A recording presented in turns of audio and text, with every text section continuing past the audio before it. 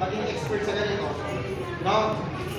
Kahit nakaliwat ka ng pwede kang ano. Now, dito, kailangan mo muna pag-aralan yung human target. No? Halimbawa, ito. 1, pero may ibang bilang artist ha. Iba rin yung bilang mo dito ha.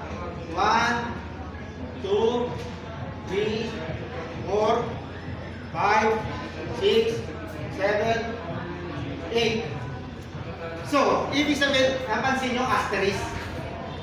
Asterisk po. Asterisk oh. Kababa, di ba? X, kabila. Balik mo sa X, balik mo sa X. Okay? Tapos, yung pa-slash na gano'n, pa-slash na gano'n. Okay? Tapos, stop. So, sa ganyan, halipin mo sa akin, pre. Sa akin naman din. Gano'n. 1, yan. Diyan mo rin siya ika-counter. Kapag ano kasi makikita yung movement niya. So, halimbawa, downward. Yan, sa downward. Ulit, downward. Yan. Yan. Ibig sabihin, kung bakit kung ginawa sa kanya yan? Bakit? Kasi, ayaw natin ng gusto ko yung distraction. Bakit? Kasi pag mas malaki sa ating kalaban, yung pinakamalaki sa iyo dyan.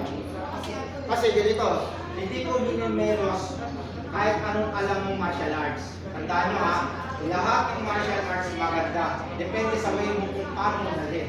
Nakuha nyo. Halimbawa, eto hindi ako nagbablocking.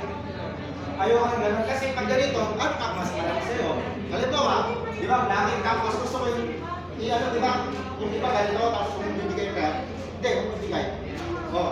Di susuntokin na niya ako. Wala na. Kasi pinipilit mo na combat, di ba? Kasi yung style ng iba, yung style ng iba, dahil gaganin daw, di ba? Tapos gaganin daw, wala na, late na. Ulit,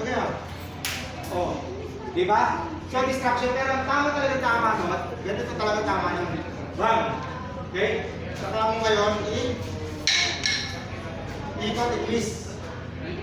Mas better yung may distraction. Di po ba? Okay. Kung dito galing, sa galaw, yung X. X mo na. X. Ako na kasi X sa bila. Yan. So, kapag gumalaw siya doon, dito. Side step, di ba? So, nakalayo ka na ng isa. Puntos, hindi na siya 100%. So, dito na naman, may tama na naman. Dito naman mangyayari. Ano? Nag-uwitan kayo naman siya. Much better. Kung alam mo nang gagaling saan yung ano, dito mo rin. Dito, yan. Dito, tama. Tapos, ito na naman po. Ano? Ginit na naman siya. Paano? Okay. Now, halimbawa naman ha. Sige, sample na natin dito. Halimbawa dito na sinita. Yan.